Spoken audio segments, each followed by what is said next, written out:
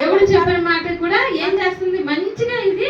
అందుకు సర్పము మీరు సావనే సావరు. అందుకు సర్పము మీరు చావనే చావరు. ఏలయనగా మీరు వాటిని తినిన దినమున ఏలయనగా మీరు వాటి తిను దినమున మీ కన్నులు తెరవబడుననియు మీ కన్నులు తెరవబడిననియు మంచి చెడ్డలను ఎరిగిన వారై దేవతల వలె ఉందురనియు మీరు మంచి చెడ్డలను ఎరిగిన వారే దేవతల వలె ఉందురని దేవునికి తెలియనని స్త్రీతో చెప్పగా స్త్రీ ఆ వృక్షము ఆహారమునకు మంచిదియు కన్నులకు అందమైనదియు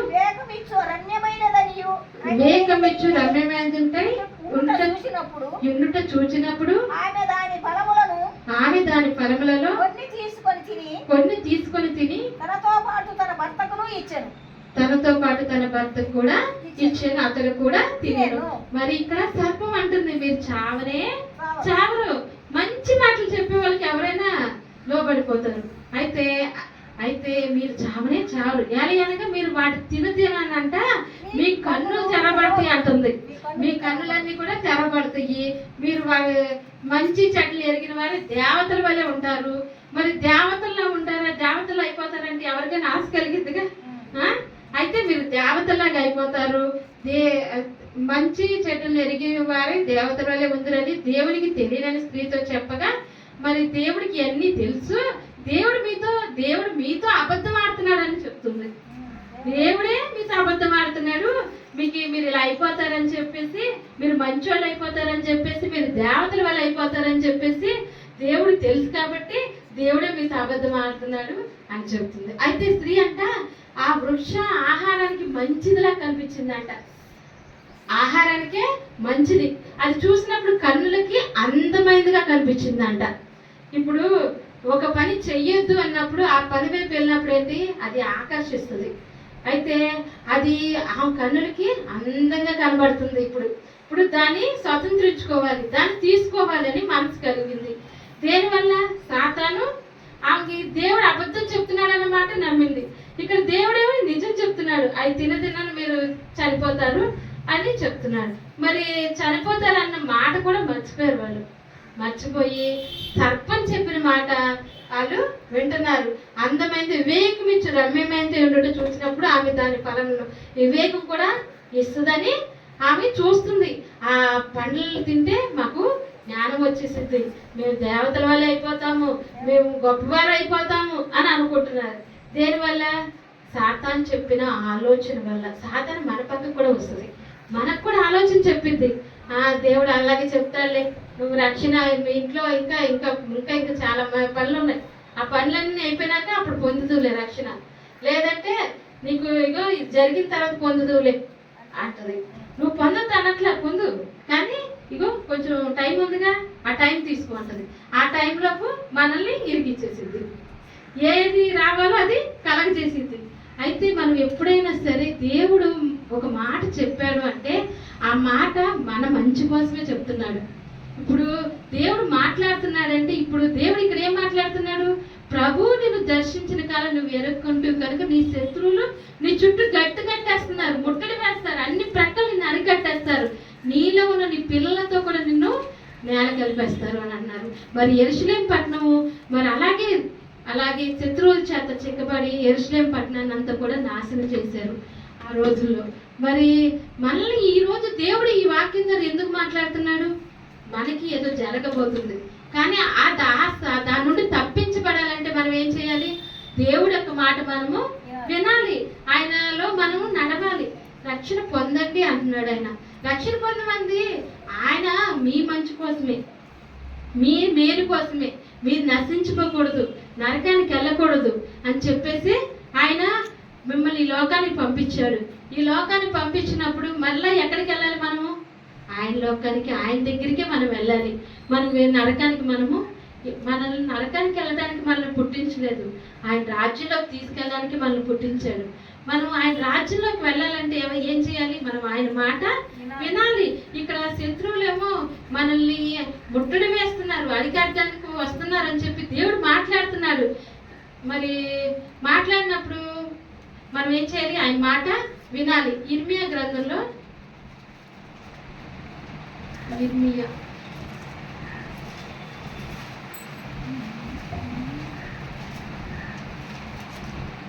ఇర్మియా 4వ అధ్యాయం 14వ వచనం నుండి చదువుకుందాం. యెరూషలేమా 14వ వచనం. యెరూషలేమా, నీవు రక్షింపబడినట్లు నీ హృదయంలో నుండి చెడుతనమును కడిగి వేసుకొనుము. ఎన్నాళ్ళ వరకు నీ దుష్టాభిప్రాయం నీకు కలిగి ఉండును. దాని ప్రదేశంలో ఒకడు ప్రకటన చేయుచున్నాడు, కీడు వచ్చుచుందని ఎఫ్రాయిం కొండల యందు ఒకడు చాటించుచున్నాడు. ముట్టడి పోయి వారు దూరదేశం నుండి వచ్చి యూదా పట్టణం పట్టుకుందామని బిగ్గరగా అరుచుతున్నారని యెరూషలేమును గురించి ప్రకటన చేయడి, జనములకు తెలియచేయడి అంటున్నాడు. అయితే యెరూషలేం అంటే ప్రతి ఒక్క హృదయం కూడా యెరూషలేమే. యెరూషలేమా అని దేవుడు పిలుస్తున్నాడు. నువ్వు రక్షించబడినట్లు నీ హృదయంలో ఉన్న చెడుతనాన్ని కడిగి వేసుకోండి అంటున్నాడు. మా హృదయంలో ఉన్న చెడుతనాన్ని మనము కడిగేసుకోవాలి. కడిగేసుకుంటేనే మనము ఆయన రాజ్యంలోకి వెళ్ళడానికి మనల్ని హక్కుదారిగా చేస్తాడు. కానీ దాని ప్రదేశం ఒకడంట ప్రకటన చేస్తున్నాడంట. కీడు వస్తుందని ఎఫ్రాయిం కొండల యందు ఒకడు చాటించుచున్నాడు. మరి కీడు వస్తుందని దేవుడు ముందుగా తెలియచేస్తున్నాడు. ఆ కీడును తప్పించబడాలంటే మనం ఏం చేయాలి? ప్రార్థన చేయాలి. ప్రార్థన చేస్తేనే ఆ కీడు అనేది మన దగ్గర నుంచి వెళ్ళిపోద్ది. మనము ఎప్పుడు కూడా మెలుగు కలిగి ఉండాలి. సాతాను యొక్క మాట వినేవారుగా మనము ఎప్పుడు కూడా ఉండకూడదు. ఇక్కడ దేవుడు మన మంచి కోసమే చెప్తున్నాడు.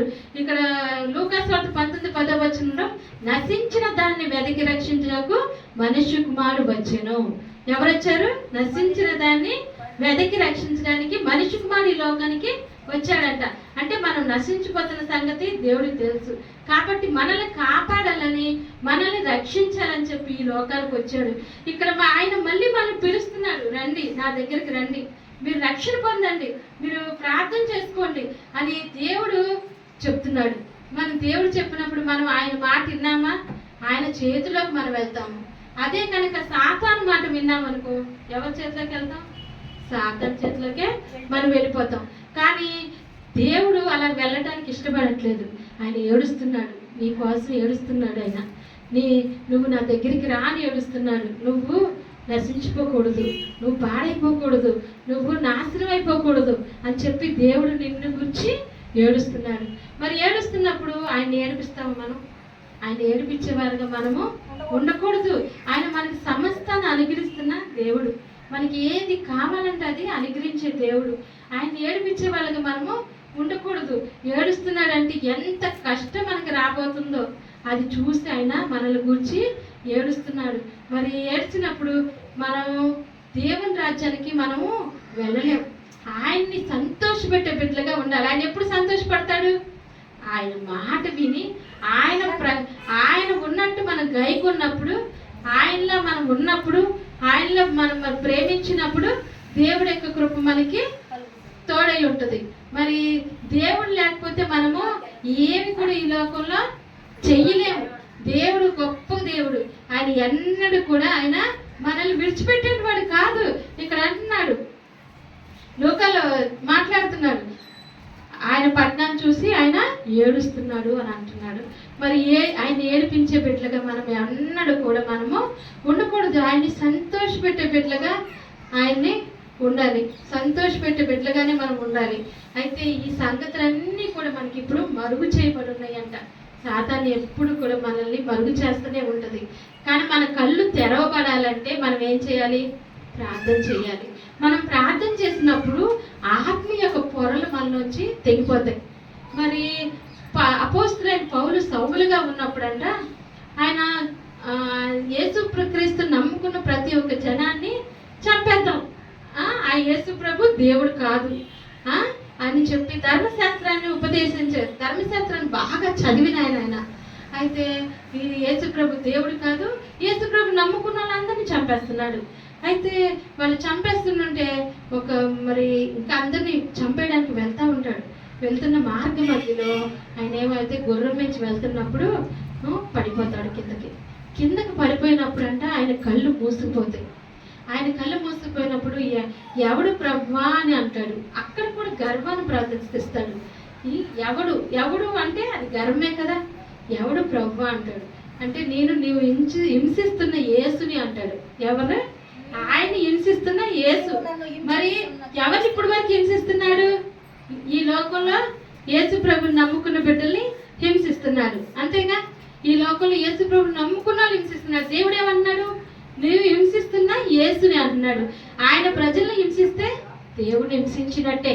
కానీ అప్పుడు ఆయనకి నువ్వు అననీయ అని ఆయన ఉన్నాడు, ఆయన దగ్గరికి వెళ్ళి తిననంద అనబడిన వీధిలోకి వెళ్తే ఆయన ఉంటాడు, ఆయన నీ మీద చేతులుంచి నీకు ప్రార్థన చేస్తాడు అని చెప్తాడు. అప్పుడు ఆయన ఆ తినందనబడిన వీధికి వెళ్ళినప్పుడు ఆయనకి తల మీద నుంచి ప్రార్థన చేసినప్పుడు అంట ఆయన కంటికి ఉన్న ఆ పొరలు రాలిపోతాయి. మరి ఆ పొరలు ఉన్నంత కాలం దేవుణ్ణి తెలుసుకోలేకపోయాడు. మనకి సాతాను ఒక పొరలు కలగజేసిద్ది. మనం ఎన్ని విన్నా సరే అంతేలే, మనకి ఇంకా టైం ఉంది, ఇంకా టైం ఉంది, రక్షణ పొందడానికి ఇంకా మనకి టైం ఉంది, ఇంకా మనకు అవకాశం ఉంది, ఇప్పుడు కాదు మనం రక్షణ పొందేది అని సాతాను నిన్ను అలా తీసుకొని ఒకనొక రోజుకి నరకానికి తీసుకొని వెళ్ళిపోద్ది. కానీ ఆ నరకానికి వెళ్ళకూడదని దేవుడు ఇక్కడ మాట్లాడుతున్నాడు. దేవుడు ఏడుస్తున్నాడు. ఎందుకు? నువ్వు ఆ నరకానికి వెళ్ళకూడదు, ఆ నరకానికి పాత్రలు కాకూడదు. నువ్వు దేవుని కలిగి ఉండాలి. నువ్వు దేవుని కలిగి ఉంటే ఆ నిత్య రాజ్యానికి, నిత్యమైన సంతోషంలో నువ్వు నాతో కూడా పాలుపంపులు పొందుతామని దేవుడు అంటున్నాడు. మనం ఏం చేయాలి? ఆయన నమ్ముకోవాలి, రక్షణ పొందాలి. మనం ప్రతిదీ కూడా ఆయన చేతిలోనే ఉంది. మన ప్రతి ఒక్క అవయవం కూడా ఆయన చేతిలో ఉన్నాయి. యెహెజ్కేలు గ్రంథంలో ఉంటుంది. మరి ఆ ఇశ్రాయేలు సైన్యం అంతా కూడా నశించిపోయినప్పుడు అంట మరి వాళ్ళు మా ఆశలు విఫలమైపోయినాయి అని వాళ్ళు బాధపడుతున్నప్పుడు యెహెజ్కేలు ప్రవక్తని దేవుడు తీసుకెళ్ళి నరపుత్రుడా ఇవి బ్రతకగలవా అని అడుగుతాడు. నరపుత్రుడా ఇవి బ్రతకగలవా అంటే ఏమో యెహోవా నీకే తెలియనని ఆయన అంటాడు. అయితే అందుకైనా ఇక్కడ యెహెజ్కేలు గ్రంథం 37వ అధ్యాయంలో యెహోవా హస్తము నా మీదకి వచ్చును, నేను ఆత్మవశుడై ఉండగా యెహోవా నన్ను తోడుకొని పోయి ఎముకలతో నిండి ఉన్న ఒక లోయలో నన్ను దింపెను. ఆయన వాటి మధ్య నన్ను ఇటు అటు నడిపించుండగా ఎముకలు అనేకములు ఆ లోయలో కనబడిన, అవి కేవలం ఎండిపోయినవి. అయితే ఈ ఎముకలన్నీ కూడా ఎండిపోయినాయి. అయితే ఆయన నరపుత్రుడా ఎండిపోయిన ఎముకలు బ్రతకగలవా అని నన్ను అడగగా, ఎండిపోయిన ఎముకలు బ్రతుకుతాయా? బ్రతకవు కదా, బ్రతుకు. అయితే దేవుడు అన్నాడు నువ్వు ఎండిపోయిన ఎముకలు బ్రతకగలవా అని దేవుడు ఈ యెహెజ్కేలు ప్రవక్తను అడుగుతున్నాడు. అయితే అయ్యా ప్రభువా యెహోవా నీకే తెలియనని నేను అంటిని అన్నాడు. అది ఎవరికి తెలుసు? దేవుడికే తెలుసు. సమస్తం కూడా ఆయన ఎరిగి ఉన్నవాడు. అందుకు ఆయన ప్రవచనం ఎత్తి ఎండిపోయిన ఎముకలతో ఇట్లనము, ఎండిపోయిన ఎముకలారా యెహోవా మాట ఆలకించుడి. ఎవరిని ఆలకించమంటున్నాడు? ఎండిపోయిన ఎముకలను ఆలకించమంటున్నాడు. ఎండిపోయిన ఎముకల్లో జీవం ఉంటుందా? ఉండదు. కానీ ఎండిపోయిన ఎముకలు కూడా ఆయన మాట వింటున్నాయి. అయితే ఎండిపోయిన ఎముకలారా యెహోవా మాట ఆలకించుడి. ఈ ఎముకలకు ప్రభువైన అయిన యెహోవా సెలవిచ్చినదేమనగా మీరు బ్రతుకున్నట్లు నేను మీలోనికి జీవాత్మను రప్పించుచున్నాను. చర్మము కప్పి మీకు నరములనిచ్చి మీ మీద మాంసం పొదిగి చర్మమును మీ మీద కప్పేదను. మీలో జీవాత్మ నుంచిగా మీరు బ్రతుకుదురు. అప్పుడు నేను యెహోవానై ఉన్నానని మీరు తెలుసుకుందరు. మరి ఆయన ప్రవచనం ఎత్తి ఎప్పుడైతే అన్నాడో ఎండిపోయిన ఎముకల్లో కూడా జీవం వచ్చిందంట. చర్మం కప్పాడు, నరాలను ఇచ్చాడు, మాంసం పొదిగాడు, జీవాత్మన అందులో ఉంచాడంట. వాళ్ళందరూ కూడా లేచి నిలబడ్డారు. మరి దేవుడి యొక్క కృప ఎంతో ఉన్నతమైంది. ఎండిపోయిన ఎముకలతో కూడా దేవుడు బ్రతికించగలడు. అలాంటి వారిని కూడా బాగు చేయగలడు. ఇప్పుడు అనారోగ్యం వచ్చిందంటే ఆ అనారోగ్యాన్ని తీసివేసే దేవుడు ఒక్కడే. ఎవరు? యేసు ప్రభు ఒక్కడే. మరి వీళ్ళు చనిపోయారు, ఎండిపోయిన ఎముకలు కూడా ఎండిపోయినాయి. అయినా సరే కూడా ఎండిపోయిన ఎముకల్లో కూడా ఆయన జీవాన్ని పంపించాడు. మరి జీవాన్ని పంపించి మనుషుల్ని బ్రతికించాడు. మరి మీ ఆశలు విఫలమైపోయినా, మీ శరీరాలు నాశనం అయిపోయినా సరే కూడా దేవుడు మిమ్మల్ని లేవనెత్తగల దేవుడు, గొప్ప దేవుడు. ఆయనకు అసాధ్యం కంది ఈ లోకంలో ఏది కూడా లేదు. మరి మనం ఆయన్ని కలిగి ఉన్నప్పుడు ఆయన ఎంతో మన ఎలా సంతోషిస్తాడు, ఆనందిస్తాడు. మనం ఒక్క మాట ఆయన మాట వింటే ఆయన మనల్ని గురించి ఎంతో సంతోషిస్తాడు. మరి దేవుడిచ్చిన వాక్యం దీవించుగా.